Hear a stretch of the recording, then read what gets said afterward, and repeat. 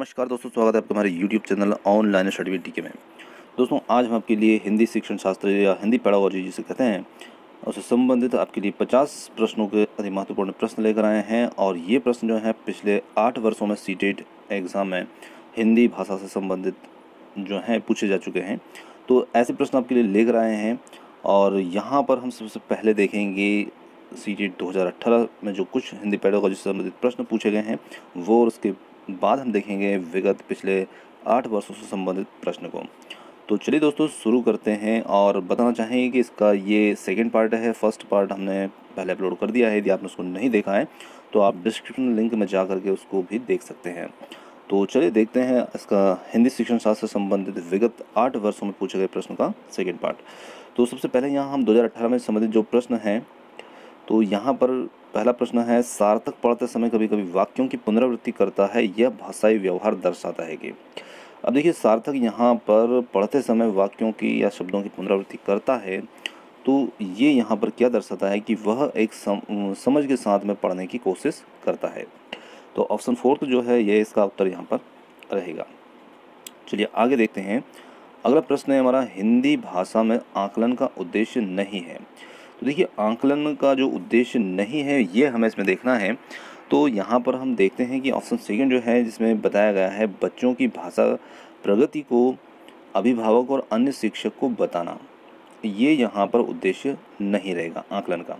बाकी अन्य तीनों विकल्पों को यदि हम देखते हैं कि बच्चों की भाषागत त्रुटियों की पहचान करना, तो ये हमारे आकलन का उद्देश्य होता है। इसी के साथ ऑप्शन थर्ड है, भाषा सीखने के संदर्भ में प्रत्येक बच्चे की विशेष आवश्यकता की पहचान करना, ये भी हमारे आकलन का उद्देश्य होता है। और भाषा सीखने सिखाने की प्रक्रिया को उन्नत बनाना, ये भी उद्देश्य होता है। ऑप्शन सेकेंड यहाँ पर भाषा आकलन का उद्देश्य नहीं रहेगा।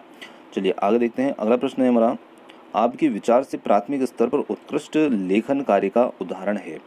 तो ये आपके विचार से यहाँ पर प्राथमिक स्तर पर उत्कृष्ट लेखन कार्य का कौन सा उदाहरण है। तो देखिए, उत्कृष्ट लेखन कार्य का उदाहरण जो रहेगा, बच्चों यदि किसी भी आंखों देखी घटना का वर्णन करते हैं तो उसका वर्णन बहुत अच्छे तरीके से वो कर सकते हैं। तो ऑप्शन फर्स्ट जो रहेगा ये यहाँ हमारा उत्तर रहेगा।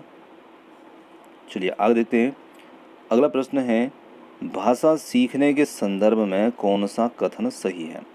तो भाषा सीखने के संदर्भ में कौन सा कथन यहाँ पर सही है। तो यहाँ पर सही रहेगा ऑप्शन सेकेंड, बच्चों में भाषा अर्जित करने की जन्मजात क्षमता होती है। चलिए आगे अगला प्रश्न है हमारा, डिसग्राफिया से प्रभावित बच्चों को मुख्य रूप से रक्त स्थान में कठिनाई होती है। तो देखिए, यहाँ पर ग्राफिया जो होता है लेखन से संबंधित, तो डिसग्राफिया जो होता है ये संबंधित होता है लिखने से। डिसग्राफिया से ग्रसित बच्चों को लिखने से संबंधित कठिनाई होती है, लिखने में कठिनाई होती है। तो यहाँ पर ऑप्शन फर्स्ट जो रहेगा ये इसका उत्तर रहेगा। चलिए अगला प्रश्न है, प्राथमिक स्तर की हिंदी भाषा की पाठ्य पुस्तक में आप किसे सर्वाधिक महत्वपूर्ण मानते हैं। तो हम यहाँ पर सर्वाधिक मानेंगे हिंदी भाषा को विविध रूप देने वाली जो रचनाएं होती हैं उन्हें हम सर्वाधिक महत्वपूर्ण मानेंगे। ऑप्शन फर्स्ट जो रहेगा ये हमारा यहाँ पर उत्तर रहेगा। अगला प्रश्न है हमारा, बहुभाषिक कक्षा में बच्चों की भाषाएं। अब देखिए, बहुभाषिक कक्षा में बच्चों की जो भाषाएं होती हैं तो वो एक संसाधन के रूप में कार्य कर सकती है। तो ऑप्शन सेकेंड जो रहेगा ये इसका यहाँ पर सही उत्तर रहेगा। चलिए अगला प्रश्न है, भाषा सीखने और भाषा अर्जित करने में अंतर का मुख्य आधार है।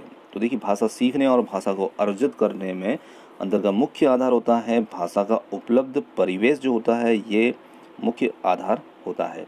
तो ऑप्शन फोर्थ यहाँ पर इसका सही उत्तर है। चलिए आगे देखते हैं। तो दोस्तों, ये थे सीटेट 2018 में हिंदी भाषा से संबंधित कुछ प्रश्न। अब हम देखते हैं कि विगत पिछले वर्षों में जो प्रश्न पूछे गए हैं उन प्रश्नों को। तो यहाँ पर आपको बताना चाहेंगे कि आप प्रश्नों का जो सीरियल नंबर है उस पर ध्यान न दें, क्योंकि अलग अलग जो ईयर वाइज क्वेश्चन हमने सेलेक्ट किए हैं तो उसमें थोड़ा सा सीरियल जो है वो सही नहीं है। चलिए अब यहाँ पर देखते हैं, भाषा सीखने में बातचीत का इस रूप में सर्वाधिक महत्व है कि। अब भाषा सीखने का सर्वाधिक महत्व किस रूप में है। तो यहाँ पर रहेगा, बच्चे विभिन्न उद्देश्यों के लिए भाषा का प्रयोग करना सीखते हैं। ऑप्शन थर्ड जो रहेगा ये इसका उत्तर रहेगा। और यहाँ आप देख सकते हैं ये सीटेट 14 के अंदर पूछा गया है। चलिए आगे है, भाषा शिक्षण का आदर्श वातावरण है। तो भाषा शिक्षण का जो आदर्श वातावरण है वो होता है विद्यार्थियों को अभिव्यक्ति के भरपूर अवसर देना, ये भाषा शिक्षण का एक आदर्श वातावरण है। चलिए आगे देखते हैं। अगला प्रश्न है हमारा, प्राथमिक स्तर पर हिंदी भाषा सिखाने का सर्वोपरि उद्देश्य है। तो यहाँ पर सर्वोपरि उद्देश्य जो होता है वो होता है भाषा के विभिन्न प्रयोग की क्षमता का विकास करना। तो यहाँ पर ऑप्शन फर्स्ट जो रहेगा ये इसका उत्तर रहेगा।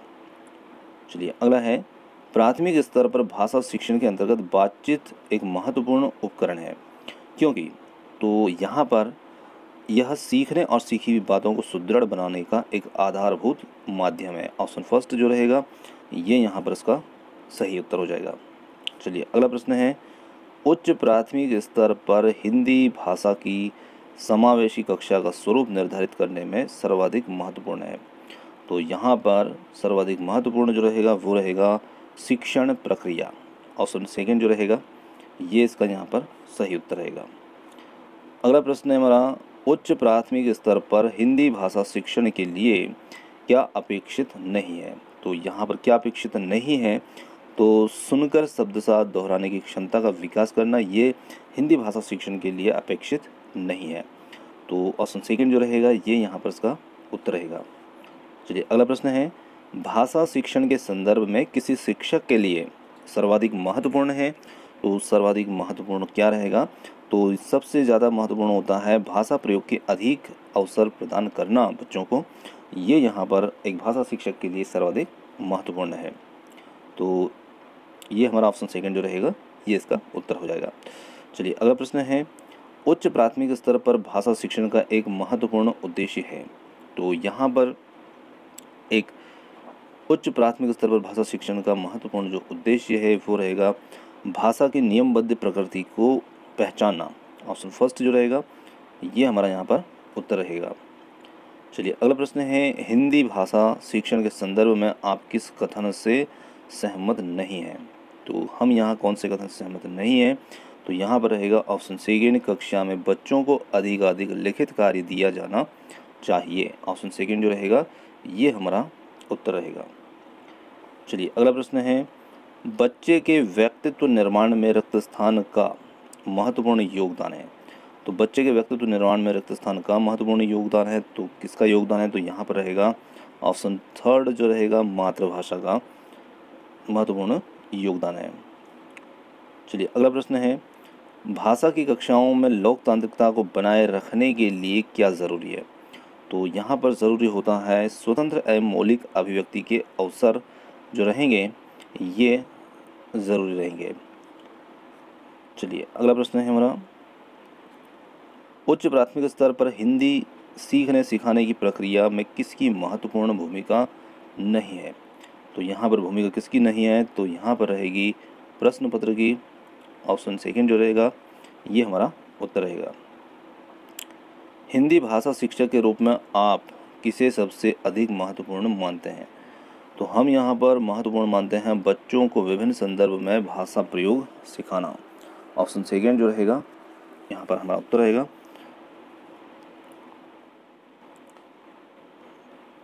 अगला प्रश्न है, उच्च प्राथमिक स्तर पर हिंदी भाषा शिक्षण का एक सर्वाधिक महत्वपूर्ण उद्देश्य है। तो ये क्वेश्चन जो है रिपीट यहाँ पर हुआ है, तो इसका जो उत्तर रहेगा बच्चों में समझ के साथ पढ़ने लिखने की क्षमता का विकास करना सबसे ज़्यादा महत्वपूर्ण यहाँ पर जो उद्देश्य रहेगा ये रहेगा। अगला प्रश्न हमारा है, यदि भाषाओं को विज्ञान के दृष्टिकोण से देखें तो भाषाओं के बीच मूलता, तो यहाँ पर मूलता कोई अंतर नहीं होता है, थोड़ा अंतर होता है, गहरा संबंध होता है या बहुत अंतर होता है। तो यदि देखा जाए तो गहरा संबंध होता है भाषाओं के बीच। चलिए ऑप्शन थर्ड यहाँ पर हमारा उत्तर है। भाषा का प्रमुख कार्य है, तो भाषा का प्रमुख कार्य जो होता है ये होता है संप्रेषण करना। ऑप्शन थर्ड जो रहेगा ये हमारा यहाँ पर उत्तर हो जाएगा। चलिए अगला है, प्राथमिक स्तर पर भाषा शिक्षण का उद्देश्य है बच्चों को। तो प्राथमिक स्तर पर भाषा शिक्षण का क्या उद्देश्य है कि बच्चों को, तो यहाँ पर हमारा जो उत्तर रहेगा वो रहेगा सहज अभिव्यक्ति के अवसर देना। ऑप्शन सेकंड जो रहेगा ये हमारा यहाँ पर उत्तर हो जाएगा। चलिए अगला है, निम्नलिखित में से कौन सा कथन प्राथमिक स्तर पर भाषा सीखने के एक महत्वपूर्ण उद्देश्य की ओर संकेत करता है। तो यहाँ पर हमारा उत्तर रहेगा ऑप्शन थर्ड, भाषा को अपने परिवेश एवं अनुभव को समझने का माध्यम बनाना। ऑप्शन थर्ड जो रहेगा ये हमारा उत्तर हो जाएगा। चलिए आगे देखते हैं। बोलना कौशल के विकास के लिए सबसे अधिक महत्वपूर्ण सिद्ध हो सकता है। तो इसके लिए सबसे महत्वपूर्ण सिद्ध क्या हो सकता है, तो परस्पर वार्तालाप, मतलब जो संप्रेषण हम करते हैं, ये यहाँ पर बोलना कौशल के लिए सबसे ज़्यादा महत्वपूर्ण सिद्ध हो सकता है। चलिए आगे देखते हैं। अगला प्रश्न है हमारा, बच्चों में सृजनात्मक अभिव्यक्ति का विकास करने के लिए सर्वश्रेष्ठ विधि है। तो बच्चों में सृजनात्मक अभिव्यक्ति का विकास करने के लिए सबसे सर्वश्रेष्ठ जो विधि होती है वो होती है भूकंप आने पर जो तबाही हुई है उसके बारे में अपने अनुभव लिखना, मतलब जो देखी हुई घटना है उसको अपने शब्दों में लिखना, ये यहाँ पर सृजनात्मक अभिव्यक्ति का विकास करने के लिए सर्वश्रेष्ठ विधि है। अब ये क्वेश्चन जो है ये 11 और 12 दोनों में रिपीट हुआ है। चलिए आगे है हमारा प्रश्न, कहानियाँ बच्चों की भाषा विकास में किस प्रकार सहायक है। तो कहानियाँ जो होती हैं ये बच्चों की कल्पना शक्ति, सृजनात्मकता और चिंतन को बढ़ावा देती है। तो ऑप्शन फर्स्ट जो है ये हमारा यहाँ पर उत्तर हो जाएगा। अगला प्रश्न है, भाषा जानने का अर्थ या उसका व्याकरण जानना है या सीखने सिखाने में पाठ्य पुस्तकों का विशेष महत्व होता है, जीवन की विभिन्न स्थितियों को साधती है या व्याकरण पर ही आधारित होती है। तो यहाँ पर इसका उत्तर जो रहेगा जीवन की विभिन्न स्थितियों को साधती है। ऑप्शन थर्ड जो है ये हमारा उत्तर है। भाषा प्रयोग की कुशलता संभव है। तो भाषा प्रयोग की कुशलता किससे संभव है, तो ये होती है अधिक से अधिक भाषा के प्रयोग करने से, इसी में हमें कुशलता जो होती है वो प्राप्त होती है। चलिए अगला प्रश्न है, भाषा शिक्षक का दायित्व है कि वह।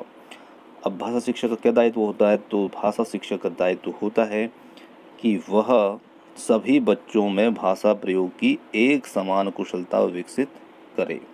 तो ऑप्शन सेकंड जो रहेगा ये हमारा यहाँ पर उत्तर हो जाएगा। विद्यालय आने से पूर्व बच्चे, तो विद्यालय आने से पूर्व बच्चे जो होते हैं वो अपनी भाषा में समझने समझाने की कुशलता से लेस होते हैं।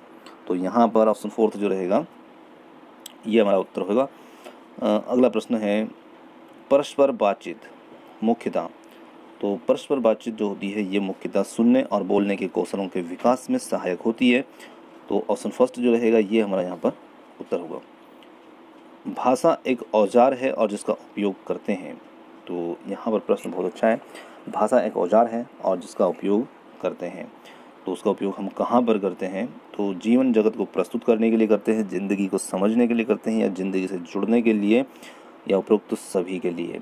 तो यहाँ पर उत्तर जो रहेगा ये जो रहेगा जीवन जगत को प्रस्तुत करने के लिए, क्योंकि जीवन जगत के अंदर हम देखते हैं तो ज़िंदगी जुड़ना या ज़िंदगी समझना, तो जीवन जगत में ही ज़िंदगी जो होती है ये होती है। तो यहाँ पर देखा जाए तो लगभग हमारा उत्तर जो है सभी यहाँ पर बन रहा है, पर मुख्य आधार को यदि हम देखें यहाँ पर तो ऑप्शन फर्स्ट जो है उसी में जीवन जगत को प्रस्तुत करने के लिए हमारा उत्तर यहाँ पर हो जाएगा ऑप्शन फर्स्ट। अगला प्रश्न है, किस तरह के परिवेश में बच्चे भाषा का विकास अपेक्षाकृत बेहतर होगा। तो किस प्रकार के परिवेश में भाषा का विकास है वो बेहतर होता है। तो यहाँ पर जो उत्तर रहेगा ये रहेगा संयुक्त परिवार, जहाँ परिवार के सभी सदस्य बच्चों के साथ निरंतर अंतर्क्रिया करते हैं। तो यहाँ पर जो रहेगा ऑप्शन थर्ड जो रहेगा ये हमारा इसमें उत्तर हो जाएगा। चलिए अगला प्रश्न है, भाषा शिक्षण का आदर्श वातावरण है। तो भाषा शिक्षण का आदर्श वातावरण है, इसका जो उत्तर रहेगा ये रहेगा ऑप्शन फर्स्ट, विद्यार्थी को अभिव्यक्ति की भरपूर अवसर प्रदान करना। अगला हमारा प्रश्न है, भाषा की कक्षा में कहानियाँ। तो भाषा की कक्षा में जो कहानियाँ हैं ये किस प्रकार की होती है। तो भाषा की कक्षा में जो कहानियाँ होती हैं ये विभिन्न प्रकार की भाषाई संरचना और चिंतन विकास की संभावना लिए होती है। ऑप्शन थर्ड जो है ये हमारा यहाँ पर उत्तर रहेगा। अगला प्रश्न है, नाटक शिक्षण की उपयुक्त विधि है। तो नाटक शिक्षण की जो उपयुक्त विधि होती है कौन सी होती है, तो वो होती है कक्ष अभिनय प्रणाली जो होती है, ये नाटक शिक्षण की उपयुक्त विधि है।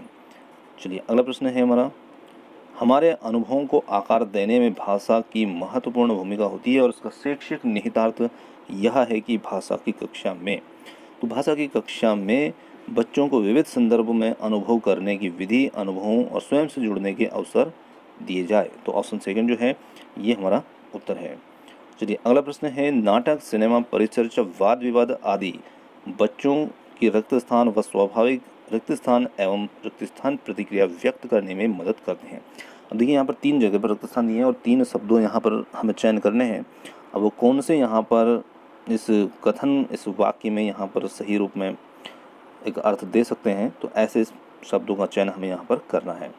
तो देखिए यहाँ पर हम देखते हैं वाद विवाद आदि बच्चों की स्वतंत्र व स्वाभाविक मौखिक एवं लिखित प्रतिक्रिया व्यक्त करने में मदद करते हैं। ऑप्शन फर्स्ट जो है ये यहाँ पर इसका उत्तर हो जाएगा। चलिए आगे बढ़ते हैं।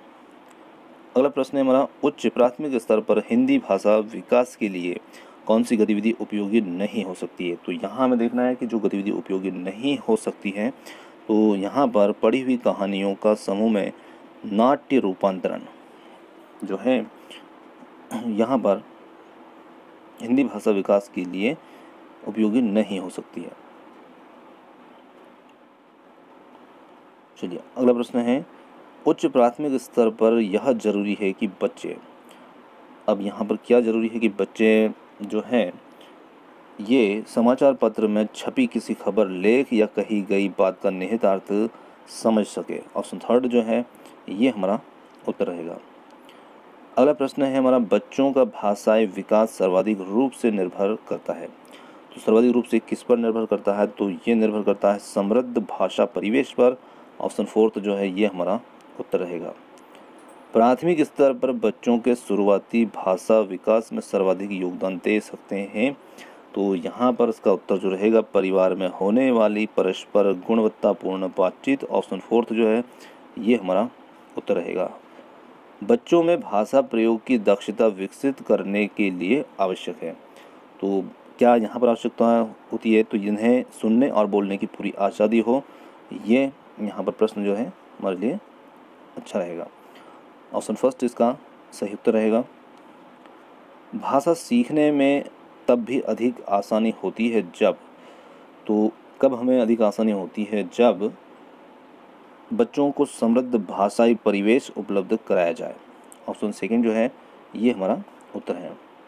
चलिए आगे देखते हैं। अगला प्रश्न है भाषा हमें रिक्त स्थान व रिक्त स्थान की अनखोजी दुनिया में ले जा सकती है। फिर यहाँ पर हमें 2 सही शब्दों का इसमें चयन करना है।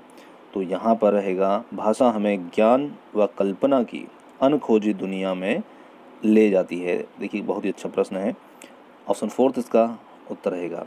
चलिए अगला प्रश्न है भाषा शिक्षक की भूमिका में महत्वपूर्ण यह है कि वह पाठ्य पुस्तक की सीमा से स्वतंत्र होकर विविध संदर्भों में भाषा प्रयोग को महत्व दे। ऑप्शन फोर्थ यहाँ पर हमारा उत्तर रहेगा। चलिए अगला प्रश्न है भाषा एक तरफ हमारी रिक्त स्थान को व्यवस्थित करती है, तो दूसरी तरफ यह हमें रिक्त स्थान भी करती है और हमें ज्ञान और कल्पना की अनखोजी दुनिया में ले जाती है। देखिए अभी से पहले वाला क्वेश्चन जो था उसी में ये आया था ज्ञान और कल्पना। आपने देखा यहाँ रिक्त स्थान किया था और यहाँ जो वाक्य है इसमें दूसरा रिक्त स्थान बना दिया है। यहाँ पर देखते हैं तो एक तरफ भाषा हमारी रिक्त स्थान को व्यवस्थित करती है, तो इसमें देखते हैं विचार प्रक्रिया, और दूसरी तरफ ये हमें सुसंस्कृत भी करती है और हमें ज्ञान और कल्पना की अनखोजी दुनिया में ले जाती है। तो ऑप्शन सेकंड जो रहेगा ये हमारा यहाँ पर। तो दोस्तों यहाँ पर हमारे जो हिंदी शिक्षण शास्त्र से संबंधित 50 प्रश्न थे वो यहाँ पर कंप्लीट हो चुके हैं और क्वेश्चन अभी और भी शेष हैं। तो हम कोशिश करेंगे कि वीडियो ज़्यादा लंबा ना हो, इसलिए हमने यहाँ पर 50 क्वेश्चन को सिलेक्ट किया था और शेष क्वेश्चन जो हैं वो आपको हम अगले पार्ट के अंदर, अगले वीडियो के अंदर आपको उपलब्ध जरूर करवाएंगे। और क्वेश्चन आपको अच्छे लगे हैं तो आप कमेंट्स ज़रूर करिएगा और बताइएगा प्रश्न आपको कैसे लगे। वीडियो यदि आपको पसंद आता है तो वीडियो को लाइक और चैनल को सब्सक्राइब करना ना भूलें, और आप हमारे साथ में समय तक बने रहें उसके लिए बहुत बहुत धन्यवाद। थैंक यू सो मच, और मिलते हैं जल्द ही।